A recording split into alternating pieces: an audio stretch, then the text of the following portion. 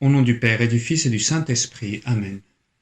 Mon Seigneur et mon Dieu, je crois fermement que tu es ici, que tu me vois, que tu m'entends.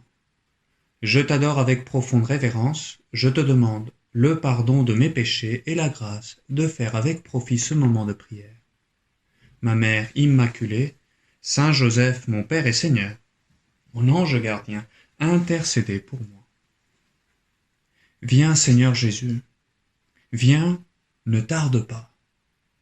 Ce cri de l'Avent devient plus pressant à une semaine de Noël. La liturgie veut nous y encourager et à partir d'aujourd'hui, 17 décembre, des lectures spécifiques nous sont proposées pour nous faire entrer dans cette attente prochaine de la venue du Seigneur, pour nous faire entrer dans la maison de Marie et de Joseph, pour aller à la rencontre de la cousine Élisabeth. Ce sont les préparatifs imminents pour la naissance de notre Rédempteur.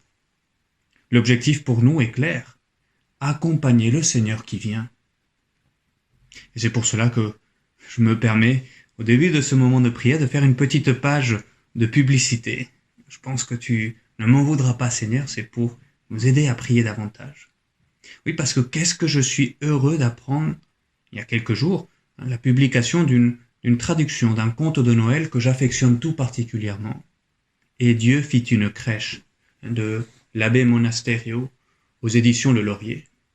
On pourrait penser qu'il s'agit d'un livre pour les plus jeunes, un beau conte, c'est vrai, c'est très beau pour eux, c'est très bien.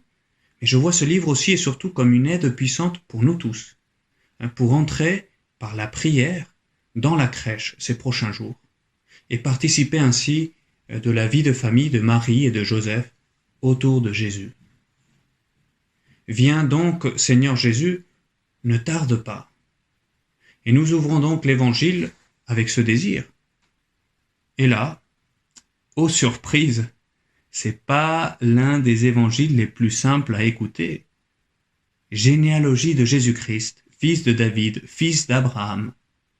Et alors, Abraham engendra Isaac, Isaac engendra Jacob, Jacob engendra Judas et ses frères, et nous avons ainsi une liste de 42 générations qui se succèdent en 3 séries de 14 générations, depuis Abraham jusqu'à David, de David jusqu'à l'exil à Babylone, de l'exil à Babylone jusqu'au Christ. Voilà. Certes, cette généalogie, au début de l'Évangile, est là pour nous montrer que Jésus est bel et bien le Messie, le Rédempteur tant attendu. Les Juifs gardaient précisément leur généalogie, et les premiers chrétiens connaissaient bien celle du Seigneur. Il fait partie, à travers Joseph, de la maison de David. Et en même temps, que me dit à moi cette longue série de noms que j'entends à la messe ou que je lis pour ma prière? Outre ces questions passionnantes d'exégèse, cette généalogie me dit que dans l'incarnation, le Seigneur s'est vraiment impliqué. Il a assumé pleinement la nature humaine.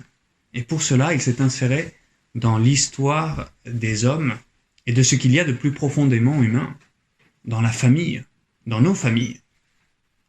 Et ainsi, à côté des grands noms de ces patriarches, des grands rois tels que David, Salomon, Josias, eh bien, on trouve également, dans cette généalogie, si tu la lis tranquillement, on trouve également de parfaits inconnus, y compris pour les biblistes les plus aguerris.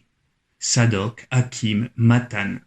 Je ne sais pas si on peut dire grand-chose sur eux, parce qu'avec la fin de la royauté en Israël, la famille de David gardait certes un grand prestige, mais il était devenu, d'une certaine manière, une famille comme une autre.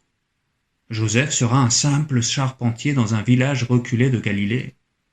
Et c'est là, dans une famille comme la nôtre, que le Seigneur va s'incarner, parce qu'il veut pleinement entrer dans le quotidien de nos familles. C'est comme ça que je lis cette généalogie. Et avec son incarnation, par sa venue dans une famille, notez le bienheureux Alvaro del Portillo, la vie courante de travail, de prière, de service, la vie courante d'une famille ordinaire est pleinement entrée dans la grande épopée de la rédemption. Le Seigneur est venu dans une famille comme la nôtre. C'est cela que je lis dans cette généalogie. Et comme pour souligner cela, et malgré la gêne que cela pouvait créer dans le monde juif si soucieux de la pureté de la lignée, eh bien, dans cette généalogie, on nomme aussi quelques femmes étrangères. Rahab, la Cananéenne, Ruth, la Moabite, Bethsabée, la femme d'Uri, le Hittite.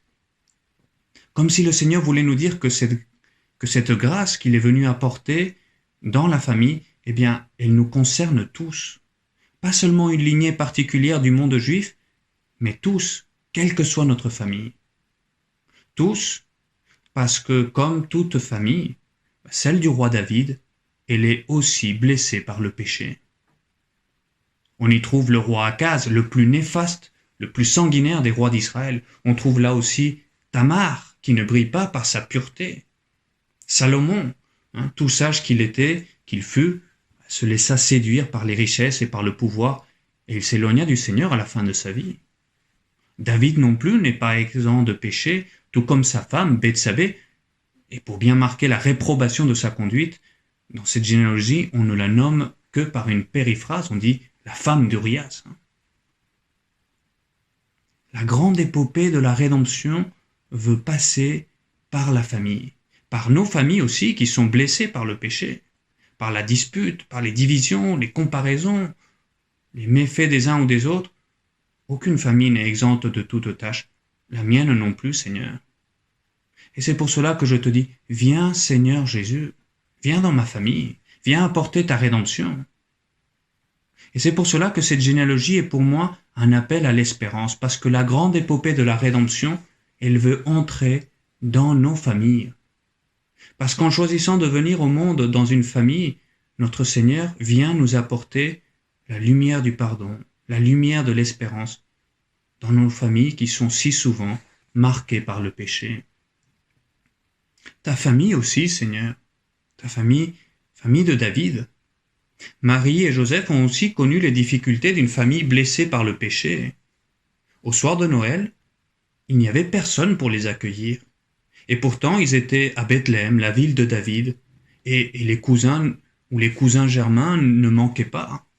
Où est la grande hospitalité orientale? Où était-elle passée?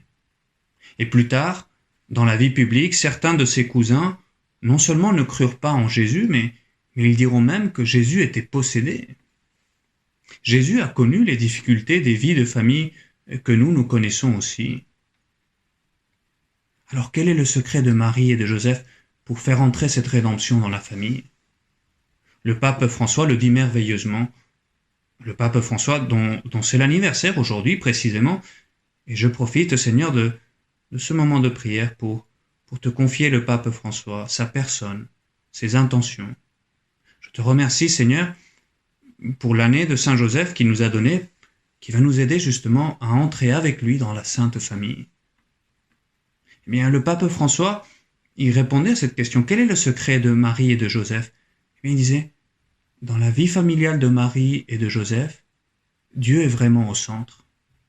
Et il est en la personne de Jésus. Et c'est pour cela que la famille de Nazareth, elle est sainte.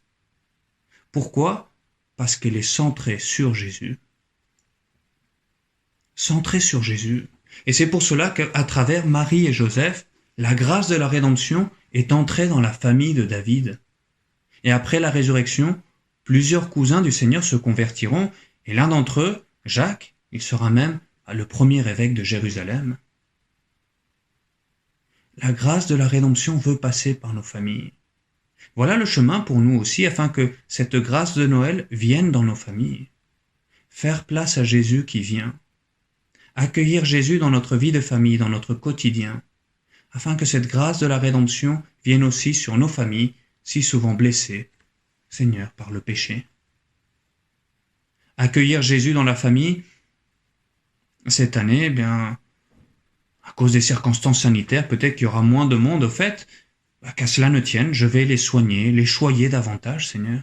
C'est là que je vais accueillir le Seigneur qui vient, dans mes parents, dans mes frères et sœurs, les grands-parents ou des amis, et toutes ces personnes avec qui je vis, avec toutes les merveilleuses qualités que je leur connais, avec leurs défauts aussi.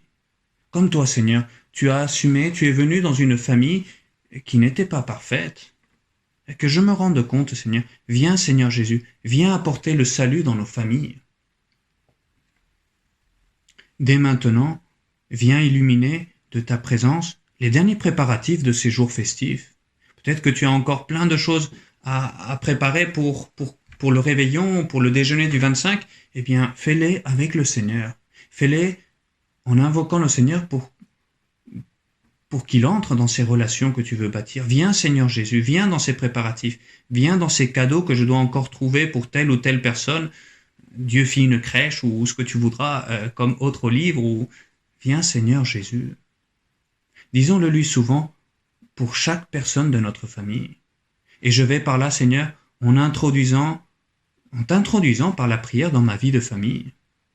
Et ainsi, Seigneur, tu illumineras de ta grâce la vie de nos familles. Le grand miracle de Noël se produira. Tu en feras des foyers lumineux et joyeux.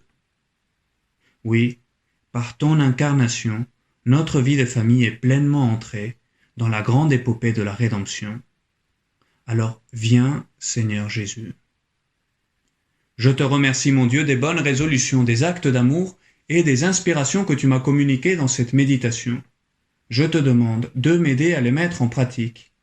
Ma Mère Immaculée, Saint Joseph, mon Père et Seigneur, mon ange gardien, intercédez pour moi.